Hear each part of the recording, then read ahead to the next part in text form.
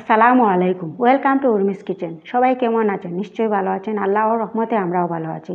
আজ গরুর মাংস দিয়ে দু পেঁয়াজা রান্না করবো, আর সেই রেসিপিটা আপনাদের সাথে শেয়ার করব। এই গরুর মাংসের দু পেঁয়াজা খেতে কিন্তু খুব দারুণ হয়েছিল। বিয়েবাড়িতে এভাবে গরুর মাংস দিয়ে দু পেঁয়াজা রান্না করা হয় আর খেতে খুব মজা হয়। এখানে দু পেঁয়াজা রান্না করার জন্য এখন হাড় ছাড়া মাংস নিয়েছি। মাংসকে আমি ধুয়ে পরিষ্কার করে নিয়েছি। এখন মাংসকে আমি সিদ্ধ দেব, সেজন্য আমি চুলায় বসিয়ে দিয়েছি। এখন দিয়েছি পানি।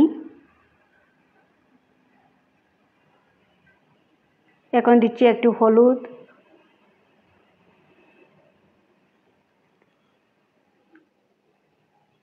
এখন ঢাকনা লাগিয়ে কিছুক্ষণ রান্না করব। কিছুক্ষণ রান্না করার পর মাংসটা যখন সিদ্ধ হয়ে যাবে, পানিটা শুকিয়ে যাবে, তখন আমি নামিয়ে নেব। এই পানিটাকে শুকিয়ে নিতে হবে আর মাংসটাকে একটু সিদ্ধ করে নিতে হবে। যখন কিছুক্ষণ রান্না করার পর মাংসটা একটু সিদ্ধ হয়ে গেছে আর পানিটা শুকিয়ে গেছে, এখন আমি নামিয়ে ঠান্ডা হওয়ার জন্য রেখে দেব। কিছুক্ষণ ঠান্ডা হওয়ার পর এখন আমি এই শিলপাটায় বেটে নিব মাংসটাকে। আর দু পেঁয়াজা রান্না করার জন্য এভাবে বেটে নিলে খুব ভালো হয় দু পেঁয়াজাটা। এভাবে সব মাংসকে এখন আমি বেটে নেব।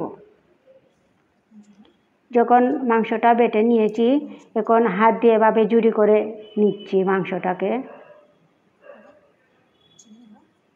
সব মাংসকে এভাবে জুড়ি করে নিচ্ছি।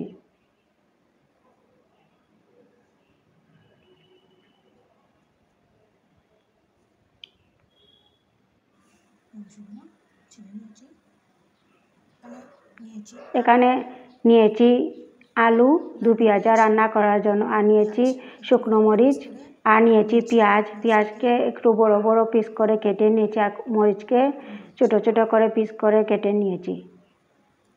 আর পেঁয়াজ যত বেশি দেওয়া যাবে খুব ভালো হবে, আর দু পেঁয়াজার মধ্যে পেঁয়াজটাও বেশি হওয়া খুব দরকারি।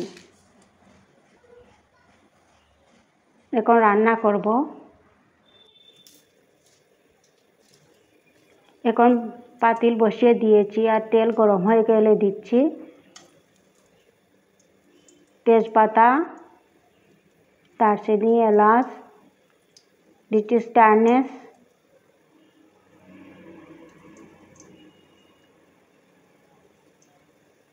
আর দিচ্ছি শুকনো মরিচ।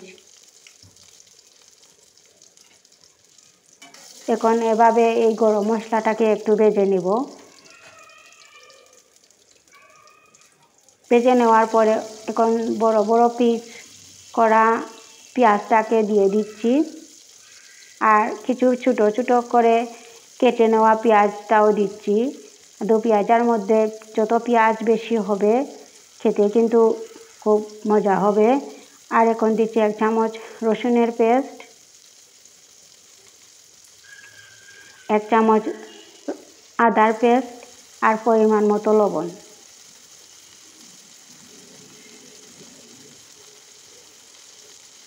এখন এই পেঁয়াজটাকে ভেজে নিব মশলাটাকে। পেঁয়াজ যখন ভাজা হয়ে যাবে তখন আমি দিয়ে দিব মশলা।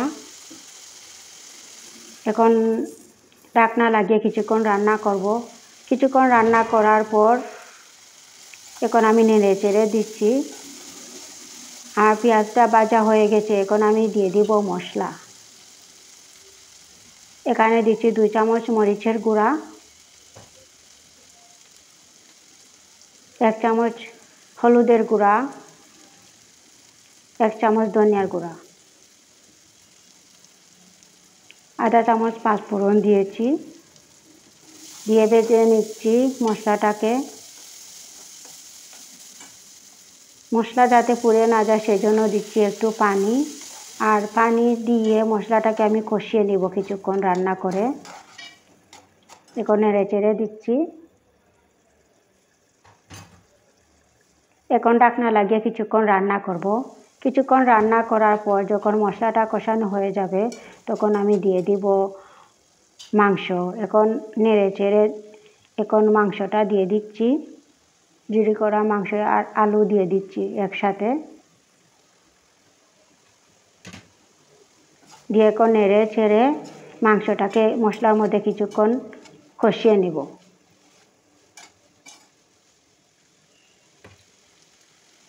এখন ঢাকনা লাগিয়ে কিছুক্ষণ কষিয়ে নিব। রান্না করে কিছুক্ষণ রান্না করার পর এখন আমি দিয়ে দিচ্ছি ঝোলের পানি।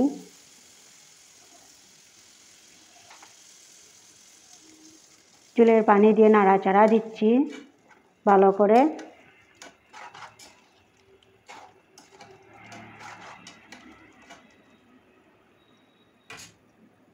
এখন ঢাকনা লাগিয়ে কিছুক্ষণ রান্না করব। কিছুক্ষণ রান্না করে এখন আবার আমি নাড়াচাড়া দিচ্ছি। আর আস্তে আস্তে দেখুন এই মাংসের ঝোলটা শুকিয়ে যাচ্ছে, আর মাংসের ঝোলটা একেবারে শুকিয়ে নিতে হবে রান্না করে। এখন ঢাকনা লাগিয়ে আরও কিছুক্ষণ রান্না করব।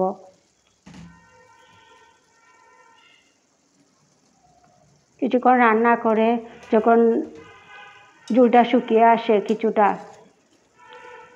তখন আমি দিয়ে দিয়েছি জিরার গুঁড়া আধা চামচ। এখন ঢাকনা লাগিয়ে আরও কিছুক্ষণ রান্না করব। কিছুক্ষণ রান্না করে আবার নাড়াচাড়া দিচ্ছি। আর দেখুন এই মাংসের ঝোলটা একেবারে শুকিয়ে গেছে, আর দু পেঁয়াজার মধ্যে কোনো ঝোল থাকবে না। এখন এক পর্যায়ে হয়ে গেছে। এখন আবার আমি এটাকে পেঁয়াজ দিয়ে ভেজে নিব। এখন ফ্রাই প্যানে তেল দিচ্ছি, তেল দিয়ে পেঁয়াজ দিচ্ছি, আর দিচ্ছি পেঁয়াজটা নরম হওয়ার জন্য দিচ্ছি একটু লবণ, দিয়ে ভেজে নিব পেঁয়াজটাকে। পেঁয়াজ যখন বেরেস্তার মতো হয়ে যাবে তখন আমি মাংসটা দিয়ে দিব। এখন কিছুক্ষণ রান্না করে পেঁয়াজটা যখন বেরেস্তার মতো হয়ে যায়, তখন আমি দিয়ে দিয়েছি আমার রান্না করা মাংস দু পেঁয়াজার। এখন নেড়ে চেড়ে দিচ্ছি, আরও কিছুক্ষণ রান্না করব। আর এই মাংসটাকে অল্প আঁচে রান্না করতে হবে। দু পেঁয়াজাকে চুলার আগুন কমিয়ে রেখে রান্না করতে হবে আস্তে আস্তে, যাতে মাংসটা পুড়ে না যায়। এখন দেখুন আস্তে আস্তে এই মাংস দু পেঁয়াজাটা একেবারে ভাজা ভাজা যখন হয়ে যাবে তখন আমি চুলা থেকে নামিয়ে নেব। আস্তে আস্তে মাংসে ভাজা ভাজা হয়ে গেলে আমি নামিয়ে নিতে হবে। আর কিছুক্ষণ পর পর নাড়াচাড়া দিতে হবে।